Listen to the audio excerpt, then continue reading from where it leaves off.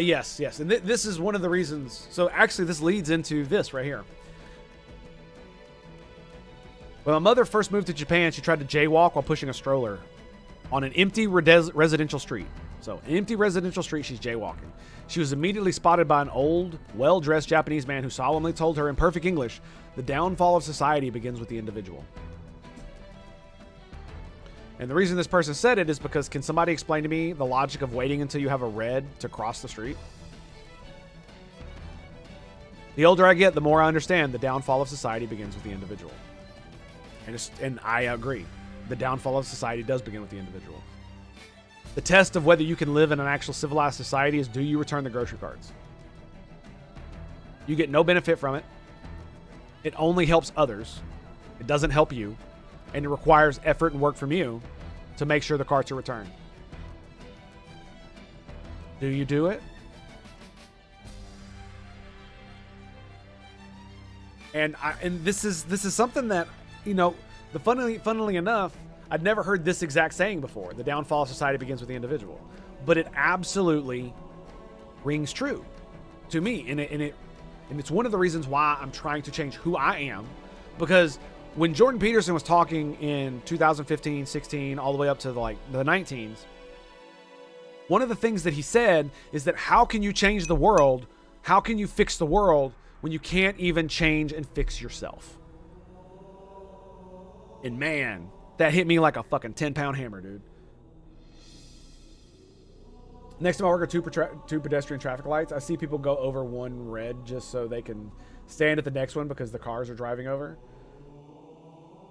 I once get through the green and they are only a few seconds earlier than me.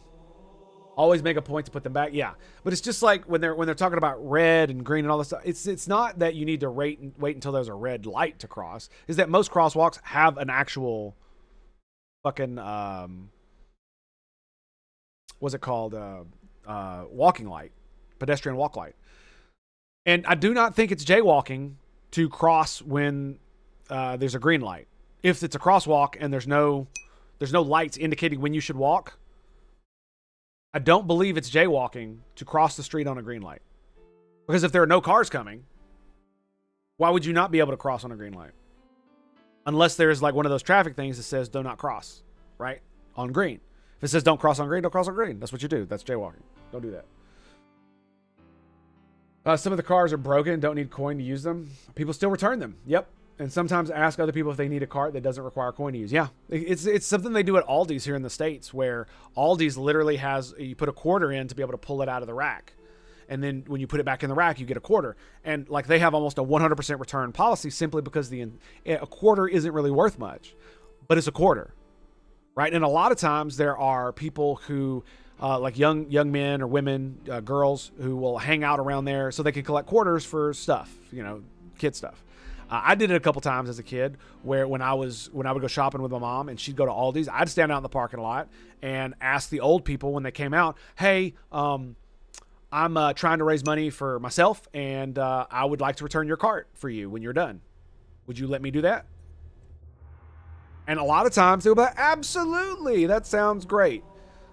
It's like, the good, because a lot of the old people are like, oh, good on you for trying to earn some money. Like they're so like proud and happy to participate in just giving me a quarter because I returned a fucking cart. Like, and many of them might even help put their groceries in the car, right? Shit like that. People fucking love that shit. And it's a great way to earn a little bit of cash if you're a kid. But it also is one of those trust things, is that if you have an investment, this is like investment in society. This is why young men who are not invested in society do all kinds of fucked up shit, is because of this reason. This is why.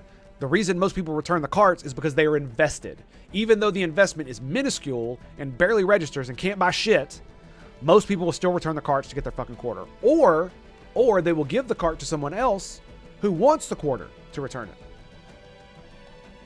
That's called investment in society, and that's why it works. If it were a penny, it might not work. Maybe. I don't know. But quarters still do. It's actually kind of interesting that it doesn't. All stores here in Germany do the coin thing, yeah.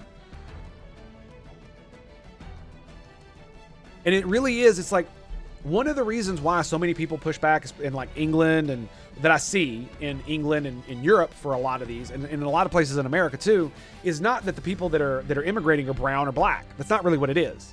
Because if the civilized individuals who were high IQ were to come over, the vast majority of people wouldn't have a problem with any of them, because they would obey the laws, they would obey the culture, or try to integrate into the culture with their own little flair. You know, that's fine. Everybody pretty much agrees that's pretty cool. And that would be that. They would assimilate. Problem is when you bring people who are not that. When you bring people from the problem part of cultures, the most problematic part of the foreign cultures, right? The low trust, don't give a fuck about the system, don't give a fuck about society. They don't return the shopping carts. They shit on the street. They commit crime and don't care, right? Just all that, you know, they take over the streets. All this stupid shit that they would be able to do, they do in their home country. They bring that here, and it's like, no, we don't need that shit. Like, you could be brown, I don't give a fuck, but you need to act like us, or go the fuck home. Simple. Be civilized, or go the fuck home. Right? I don't want barbarians living in my civilization unless they can at least pretend to be civilized. By the way, I'm a barbarian. And I can pretend pretty goddamn well. And I mean, you've seen me rant and rave and fucking bring out the redneck, and that. I mean, when I get into go mode, I'm all white trash and redneck, dude. That's just who I am internally. All the other stuff is stuff that is structure that I've built on top of it to make myself available and presentable to civilization, so that I'm not completely ostracized, so that I can meet everybody else halfway. Because that's what you're supposed to do.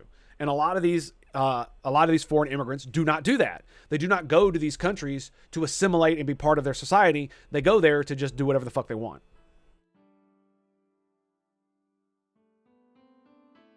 And I'm not gonna lie, dude. If you are here illegally and you get pulled over for traffic violation, deport. Simple. You break any law that's above jaywalking, deport. Like, you're already here illegally. What the fuck are we even talking about?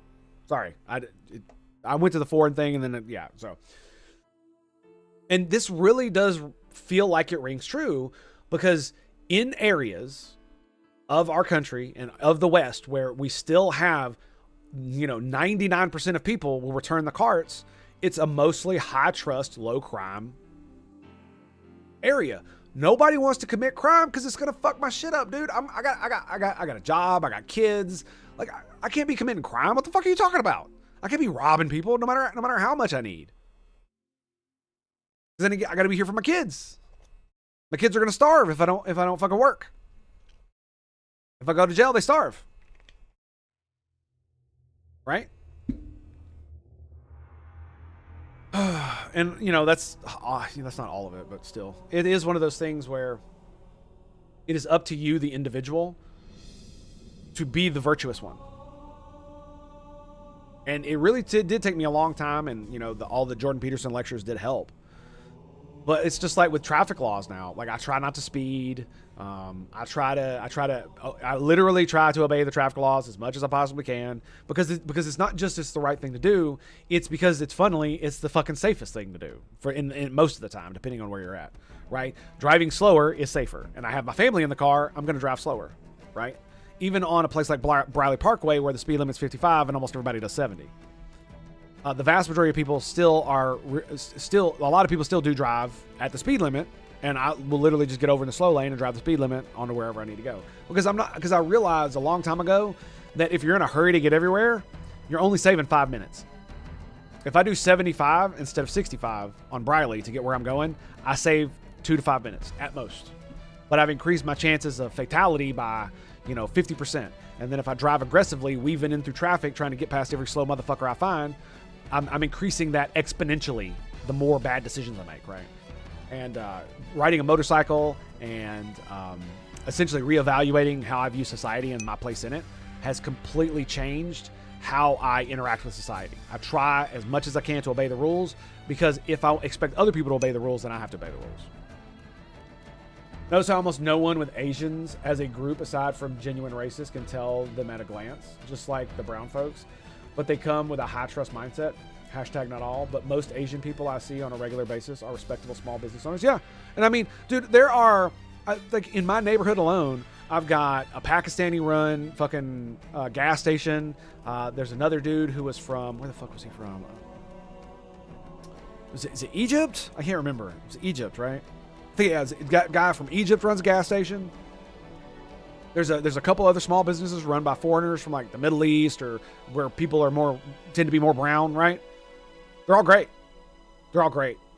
Like they are not just great. They are the definition of a high trust society. Like one of these motherfuckers, I would go in there and I would hang out with him because I'd go buy cigarettes and he made these motherfucking most delicious heroes you ever fucking tasted, dude.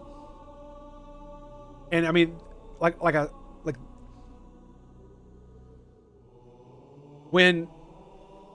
this is what I want to say. One day I'm in there and he's making my food, doing all this stuff, and I'm just chilling. And he needs to go outside to get something and go into his car, which is parked out back. He literally leaves me alone in his store. By myself. Just chilling. To go get a thing. Right? And when at the place with the Indians, man, they got their kids running around, helping with the store. They are doing the American dream thing. And I love it. And these people are like, they're honest. I've never had them try to cheat me or any of this shit. Like, these are the people who live in these countries in low trust societies, and they want to live in a high trust society because they act like it. Those Indian shopkeepers, they act like it. The Egyptian shopkeeper, he acts like it. He acts like he wants to live in a high trust society. And if you do that and you have that virtue and still protect yourself against the unvirtuous, then maybe you will actually have that society. Especially if we punish those who act outside of it. When driving, I'm in the mind, I'm never late, no matter what the clock says. I avoid all sort of dangerous driving. Yes, and that's another thing I did is I stopped having a clock in my car. The only clock I have is on my phone or my watch, and I just don't look at my watch. And don't, because the phone is so far away, the time is so small, I can't really see it. And it does. Even when I was driving across country, and this is where it really hit me, I would drive from like Florida to Nashville, which is a 8 to 10 hour drive, and if I drive like a bat out of hell, I arrive maybe 30 minutes earlier than I would have if I just did the speed limit, got in the slow lane, and just enjoyed the ride. Maybe an hour if I take a little bit of extra time, right? How much is that going to actually save me? Not much. And I'm going to be tired and anxious. And the other thing is that when you drive fast and you're weaving in and out of traffic, you get a lot more stress because you're having to do a lot more, right? If you just get in the slow lane, do the speed limit, put the cruise control on, you're relaxing the whole fucking way, man. It is so much easier. And one of the ways that got me to do this was not only driving across country to realize I'm not saving much time, but then riding a motorcycle. And when I'm riding my motorcycle, dude, I'm not wanting to I don't want to weave in and out of traffic and all that shit. I want to enjoy my fucking ride, dude. And some people enjoy being fast and weaving and all that shit. And it's like, sure, I want to do that in video games. In real life, I want to sit on my fucking hog and fucking enjoy that wind. You know what I mean?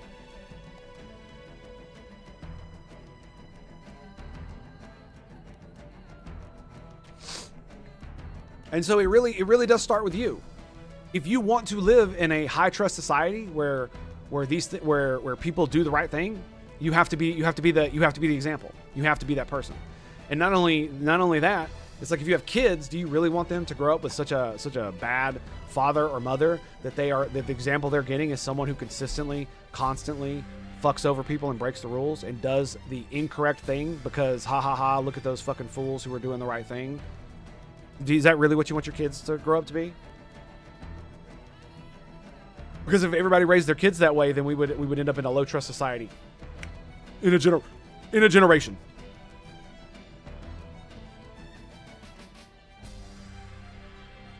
Because my family is as much as all the other shit that goes on in my family and whatnot. One of the things they did instill in me is that you should follow the rules. The rules are good because they give you the ability to navigate your life without stepping on other people. And that it's important to follow the rules. It's important to follow the law, right? Even if you think it's unjust. If it's unjust, then fucking change it, right? All right. So I think I think. Oh. And lastly, this. I think this is gonna be the last one. Y'all motherfuckers do need K-less. Yeah. Y'all motherfuckers do need K-less. I'm just saying. Just saying. I saw one the other day. Which one was it? We didn't talk about that one. We'll talk about that one tomorrow, maybe. I saw one the other day that was basically, it was a meme. It was in Star Wars Episode 4, A New Hope, where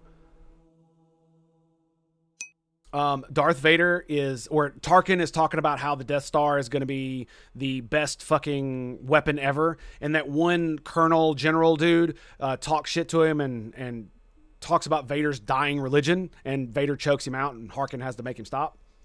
Instead, they put Galron's face, you know, the guy that does the white eyes, the Klingon white eyes. They put his face over it, and it says, "Glory to the Empire," after Tarkin says, "This weapon will be the greatest thing in the galaxy." And Vader is doing the pointing thing and goes, "I like this guy's style." It was a great one. I should find it, but I probably won't. I probably won't be able to. Anyway, it doesn't matter. You don't know what K-less is, bro?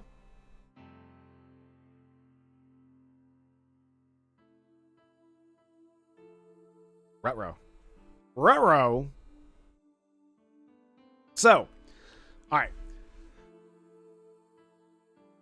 The best way to describe K-less is the Klingons don't have gods, they killed them.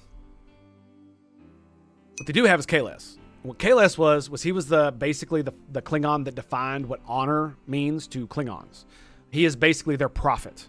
And so they base their entire lives off. It's basically, he's like Jesus and Muhammad kind of together without God in the background, right? So he's a great warrior figure, a great conqueror, but he speaks of honor and sacrifice and things like that, right?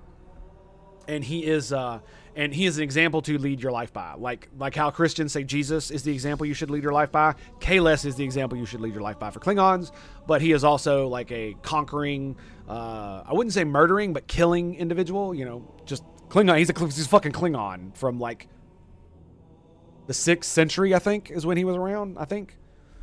So yeah, that's basically what he is, and that's why motherfuckers need K-less. He's right. He's right. K-less is a pretty cool pseudo religious figure that from Star Trek that I really, really enjoy. It's a bit wonky because, you know, the conquering, the murdering is kind of bad, but you know, they're Klingons, so life is cheap. And this is definitely what I want to talk about.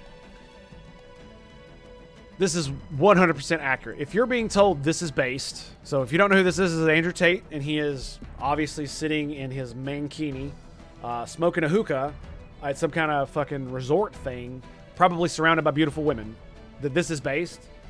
If you've been told that this is based and this is gay, you are listening to a retard.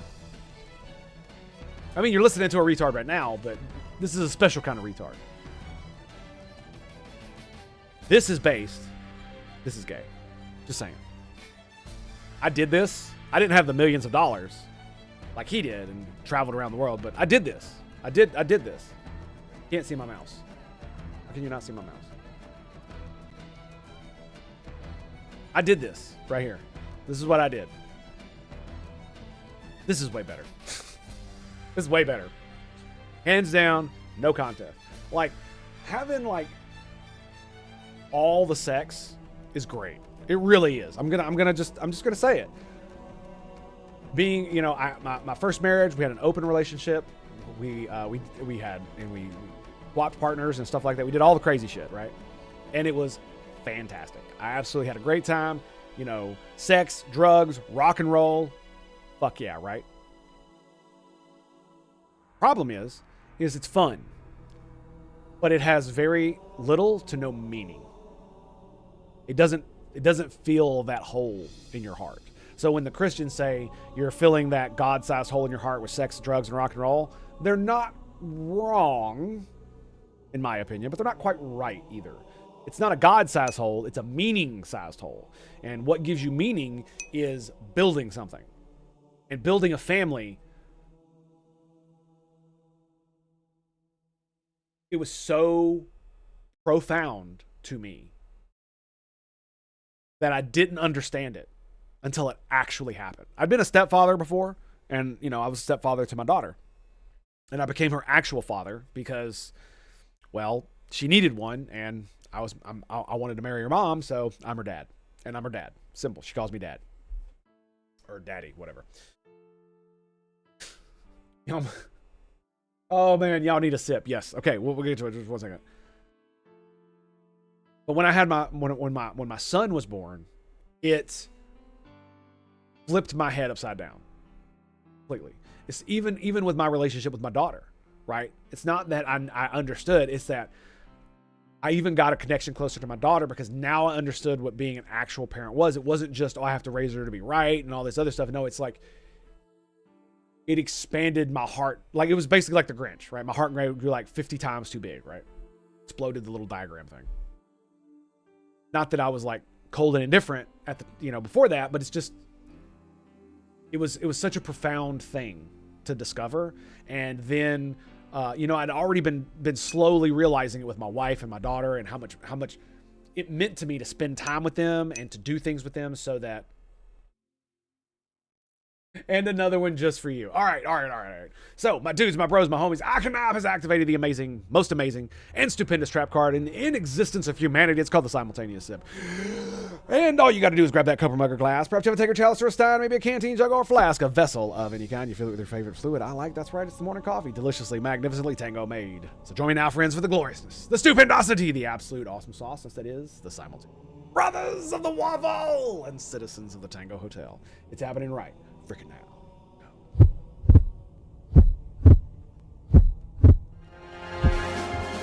Okay, that was all my coffee. So now we take the water. Cheers, mate. Thank you. Pow. Delicious. Oh, that's so good. That's so good. Okay, so the like profoundness at which it basically what had happened is that, to explain it in a more succinct way, is that I had already been feeling it with my wife and my daughter before my son was born. Because we would go for a walk, right? Me, my wife, the dog, and my daughter, and it was up there like playing the best video games I've ever played, right? That's like the nostalgia I feel when I like think about some of the greatest games I ever played. Like this matched that and surpassed it, and I didn't realize what was going on until my son was born, and then it hit me like a Mack truck, 10-pound hammer to the heart. Sometimes you got to make sure to stay hydrated. Righto. And that shit is fun, but in 20 more years, when you have no children and you're still trying to bang hot chicks, yeah, you might still be able to bang hot chicks if you got millions and you look like this, sure. But none of those hot chicks give a fuck about you, dude. They're not gonna be there to care for you when you're sick, or when you're not feeling so hot, when you're down, when your shit falls apart. They're not gonna be there for that. They're not gonna want to spend time with you outside of this. What the fuck, man? This is the dream right here. That's what this is. And if you can get it, you should take it. Because again, I've done this. I've already explained it. It was great. It was fun. But when your elders say that this is going to leave you empty and hollow, they are absolutely correct. Because what happens is that it's fun while it lasts. And for the most part, you'll probably not fill that hole so long as the hole in your soul or your heart, until it collapses in on itself. And one day, even for Tate, this will collapse in on itself. And he'll be left with nothing. Not necessarily the money part. I'm talking about the meaning part. Because the problem is if you're not constantly getting the reinforcement that this is fun and I'm having fun and sex is great and I'm having sex with all these women and it's fucking awesome, because it is awesome. I'm not going to lie. It's pretty fucking cool. But it definitely leaves you empty and hollow once it goes away. It absolutely does. And this could too, if some tragedy happens to you and your family goes away. But the difference is that when this goes away, it's just pure regret, right? When this goes away, the reason it hurts you so much is because of love, right? You cannot love this the same way you love this. Nope. So on that note, my dudes,